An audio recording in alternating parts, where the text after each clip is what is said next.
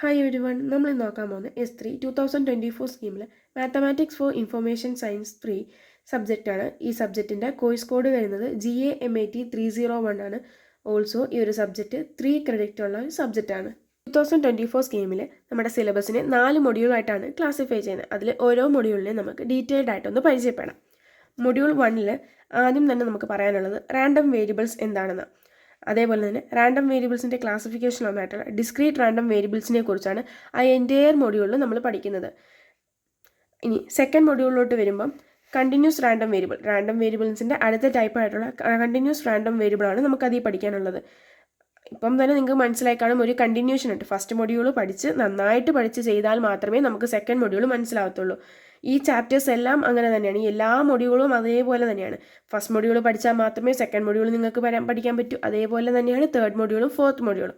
ഇനി തേർഡ് മൊഡ്യൂളിൽ നമുക്ക് പഠിക്കാനുള്ള കുറച്ച് ലിമിറ്റ് തിയറംസ് ആണ്. അതിൽ Markov's inequality, Chebyshev's inequality, strong law of large numbers, central limit theorem, ഇതിൻ്റെ എല്ലാത്തിൻ്റെയും തിയറംസ് മാത്രം പഠിച്ചാൽ മതി. ഇതിൻ്റെ ഒന്നും പ്രൂഫ് നമ്മുടെ സിലബസിൽ എടുത്ത് പറയുന്നില്ല. സോ നമുക്ക് അത്രയും സിലബസ് കുറവാണ് പഠിക്കാൻ. പക്ഷേ ഈ ചെബിഷേവ്സ് ഇൻഇക്വാലിറ്റി ആയിക്കോട്ടെ, മാർക്കോവ്സ് ഇൻഇക്വാലിറ്റി ആയിക്കോട്ടെ, വളരെ ഇമ്പോർട്ടൻ്റ് ആയിട്ടുള്ള 2 തിയറംസ്. മൊഡ്യൂൾ 4 പറയുന്നത് വെച്ച് കഴിഞ്ഞാൽ മാർക്കോവ് ചെയിൻ എന്താണ്, റാൻഡം വാക്ക് മോഡൽസ് എന്താണ്, ചാപ്മാൻസ് കോൾമോർഗ് ഇക്വേഷൻസ്, അതേപോലെ ക്ലാസിഫിക്കേഷൻ ഓഫ് സ്റ്റേറ്റ്സും മാർക്കോവ് ചെയിൻ്റെ ഇറഡ്യൂസിബിൾ ഫോം, അങ്ങനത്തെ കുറച്ച് കാര്യങ്ങളാണ്. മൊഡ്യൂൾ 4 ആണ് ഏറ്റവും ചെറിയ മൊഡ്യൂൾ. അതേപോലെ തന്നെ പഠിക്കാൻ കുറച്ചും കൂടെ ഈസി ആയിട്ടുള്ളത് മൊഡ്യൂൾ 4 ആണ്. പക്ഷേ ഈ മൊഡ്യൂൾ 4 മനസ്സിലാവണമെങ്കിൽ നമ്മൾ എന്ത് പഠിക്കണം? മൊഡ്യൂൾ 1ഉം 2ഉം 3ഉം നമുക്ക് നല്ലതുപോലെ തറവായിട്ട് അറിഞ്ഞിരുന്നാൽ മാത്രമേ നമുക്ക് മൊഡ്യൂൾ 4 കുറച്ച് ഈസി ആയിട്ട് തോന്നിട്ടുള്ളൂ. നമുക്ക് മൊഡ്യൂൾ 1ൽ നിന്ന് സ്റ്റാർട്ട് ചെയ്യാം. മൊഡ്യൂൾ 1ൽ ആദ്യം തന്നെ നമുക്ക് പറയാനുള്ള എന്താണ് സാമ്പിൾ സ്പേസ് എന്നാണ്. സാമ്പിൾ സ്പേസിനെ നമ്മൾ ഡിനോട്ട് ചെയ്യുന്നത് ക്യാപിറ്റൽ ലെറ്റർ S കൊണ്ടായിരിക്കും. സാമ്പിൾ സ്പേസ് എന്ന് പറഞ്ഞാൽ ഒരു ചെറിയ ഡെഫിനിഷൻ ഞാനിവിടെ കൊടുത്തിട്ടുണ്ട്.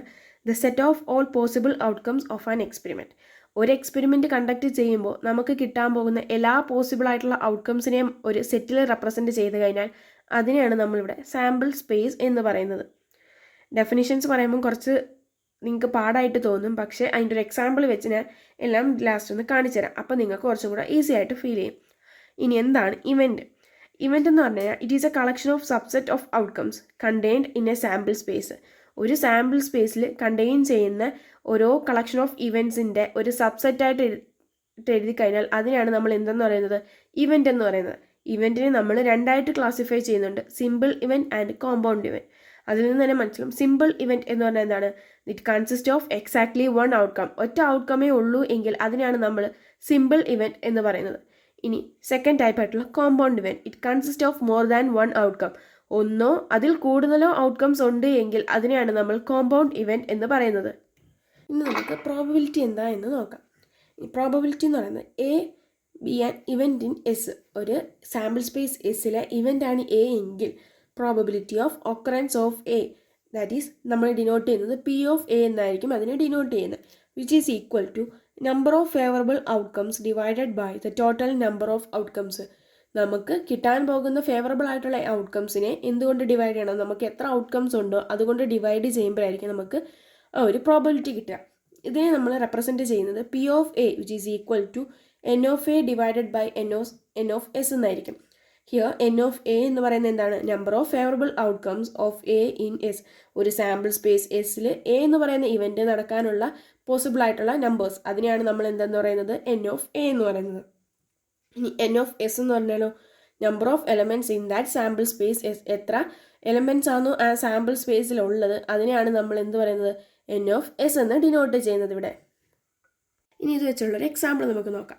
Tossing A coin. നമ്മൾ പ്രോബബിലിറ്റി കേട്ട കാലം മുതലേ നമ്മൾ കേൾക്കുന്നൊരു എക്സാമ്പിളാണ് എന്ത്? ടോസിങ് എ കോയിൻ എന്ന് പറഞ്ഞ എക്സാമ്പിൾ. ഇതിൻ്റെ സാമ്പിൾ സ്പേസ് ഇതാണ് capital letter S. Sample space ആയിട്ട് നമ്മൾ എന്താണ് ഡിഫൈൻ ചെയ്തിരിക്കുന്നത്? ഹെഡും ടെയിലും.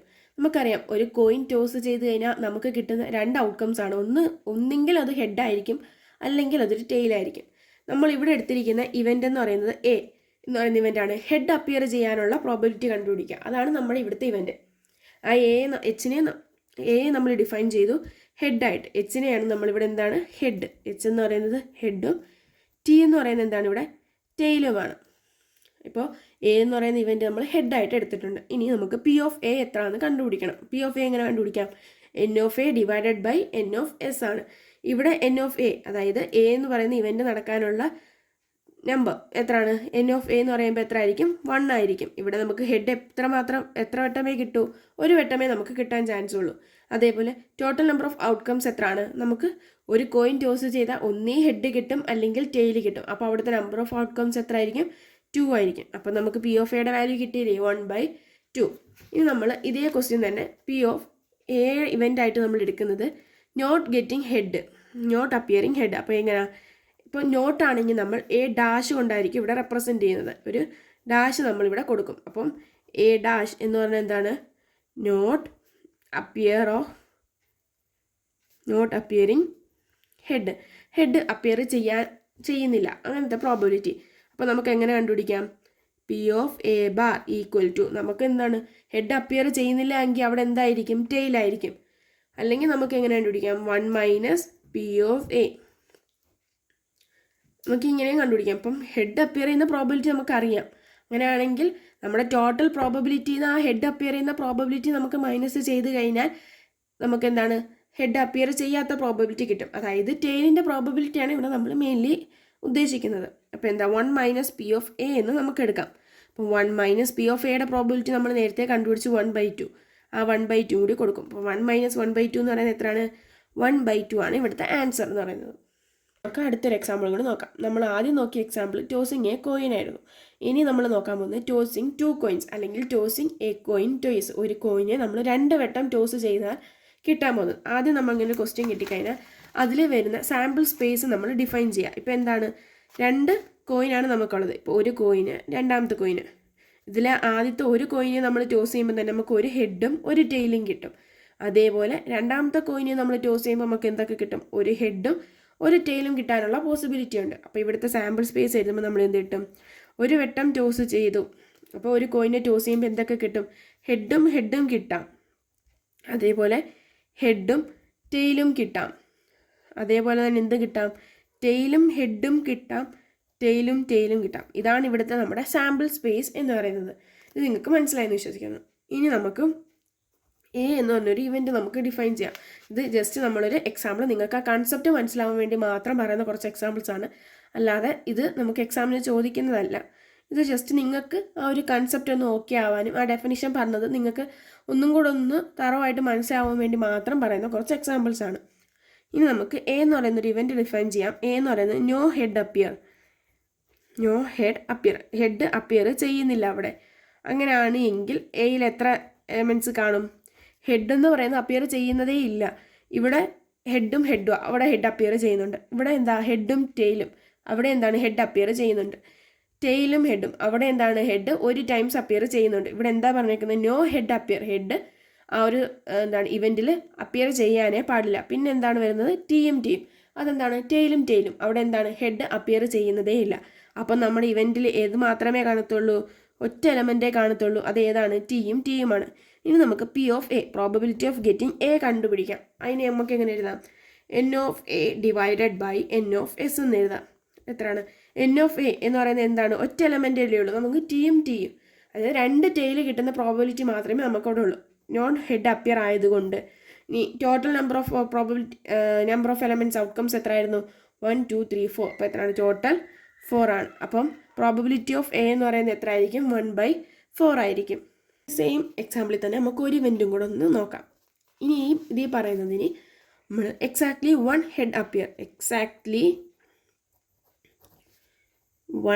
ഹെഡ് അപ്പിയർ ചെയ്യുന്നൊരു കേസാണ്.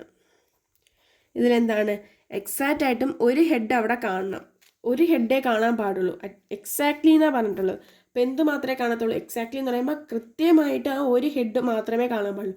ഒരു ഹെഡ് കാണാതിരിക്കാനും പാടില്ല, അതേപോലെ തന്നെ ഒന്നിൽ കൂടുതൽ ഹെഡ് അവിടെ കാണാനും പാടില്ല. അപ്പോൾ എന്താണ് അതിൻ്റെ സാമ്പിൾ സ്പേസ്, ഇപ്പം ബി എന്ന് പറഞ്ഞാൽ നമ്മൾ സാമ്പിൾ സ്പേസ് എടുത്തു. ഇവിടെ നമ്മൾ ഓൾറെഡി എ എടുത്തത് കൊണ്ടാണ് നമ്മളിവിടെ ബി എടുത്തത്. അങ്ങനെയാണെങ്കിൽ ആ സാമ്പിൾ സ്പേസിൽ നിന്ന് എസ് എന്ന് പറഞ്ഞ സാമ്പിൾ സ്പേസിൽ നിന്നും ബി എന്ന് പറയുന്ന ഒരു ഇവൻറ്റ് നടക്കാനുള്ള പ്രോബബിലിറ്റി എത്രയാണെന്ന് നമ്മൾ നോക്കുന്നത്. ബി എന്ന് പറയുന്നത് ഇവൻറ്റ് ഏതൊക്കെ കാണും, ഇവിടെ 2 ഹെഡ് ഉണ്ട്. അപ്പോൾ നമുക്ക് പറ്റത്തില്ല. നമ്മുടെ ക്വസ്റ്റ്യൻ എന്താണ്, എക്സാക്ട്ലി 1 ഹെഡാണ്, ഒരു ഹെഡ് മാത്രമേ അവിടെ പാടുള്ളൂ. അപ്പോൾ എന്താ, ഹെഡും ടെയിലും അത് പറ്റും നമുക്ക്, ടെയിലും ഹെഡും അതും പറ്റും. കാരണം എന്താ, അവിടെ 2 ഓരോ ഹെഡ് മാത്രമേ ഉള്ളൂ. ഇവിടെ ടെയിലും അത് നമുക്ക് പറ്റുമോ, ഇല്ല. കാരണം എന്താ, അവിടെ ഹെഡ് അപ്പിയർ ചെയ്യുന്നതേ ഇല്ല. അപ്പോൾ നമുക്ക് ഏതൊക്കെയാണ് പോസിബിൾ, ഹെഡും ടെയിലും ഹെഡും. അപ്പോൾ അവിടെ ഏതൊക്കെയാണ് പോസിബിൾ? ഇനി ഇത് രണ്ടുമാണ് പോസിബിൾ ആയിട്ടുള്ളത്. ഇനി പി ഓഫ് ബി കണ്ടുപിടിക്കാം. പി ഓഫ് ബി എന്ന് പറയുന്നത് N of B divided by N of S ആയിരിക്കും. ഇതിന് എൻ ഓഫ് ബി എന്ന് പറയുന്നത് എത്രയാണ്? അതിൽ പോസിബിൾ ആയിട്ടുള്ളത് രണ്ടെണ്ണമാണ്. അപ്പോൾ 2 ഡിവൈഡ് ബൈ ടോട്ടൽ ഔട്ട്കംസ് 4. അപ്പോൾ 2/4. ഇതിനെ നമുക്ക് കട്ട് ചെയ്യുമ്പം 1/2. ഇനി നമുക്ക് വേറൊരു എക്സാമ്പിളും കൂടി നോക്കാം. ഇതിൽ നമ്മൾ റോളിങ് എ ഡൈ, ഒരു ഡൈസ് നമ്മൾ എന്ത് ചെയ്യുക? റോൾ ചെയ്യുക. അപ്പോൾ അവിടുത്തെ സാമ്പിൾ സ്പേസ് ഏതൊക്കെയായിരിക്കും? നമുക്ക് ഏതൊക്കെ പ്രോബിലിറ്റി ഉണ്ട്?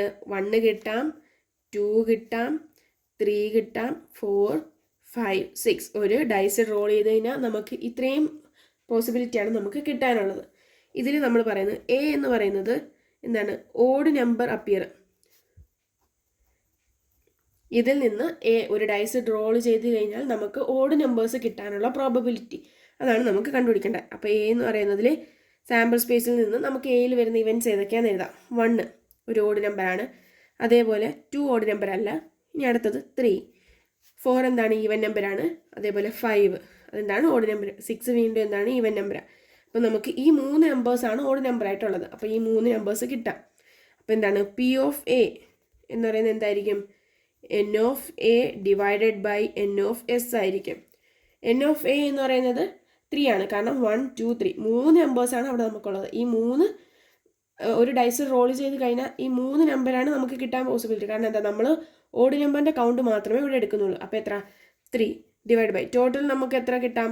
6. ടോട്ടലിൽ നിന്ന് നമ്മുടെ പി ഓഫ് എ ഡിഫൈൻ ചെയ്തിട്ടുള്ള പി ഓഫ് എ കിട്ടാനുള്ള പ്രോബിലിറ്റി. അപ്പോൾ എത്രയാണ്? 3/6. അതിനെ നമ്മൾ റെഡ്യൂസ് ചെയ്യുമ്പം 1/2 എന്ന് കിട്ടും. ഇത്രയാണ് ഒരു പ്രോബബിലിറ്റിയിലെ ബേസിക് ആയിട്ട് വരുന്ന കുറച്ച് എക്സാമ്പിൾസ്. ഇനി ഡീറ്റെയിൽഡ് ആയിട്ട് നമുക്ക് അടുത്ത പാർട്ടി നോക്കാം.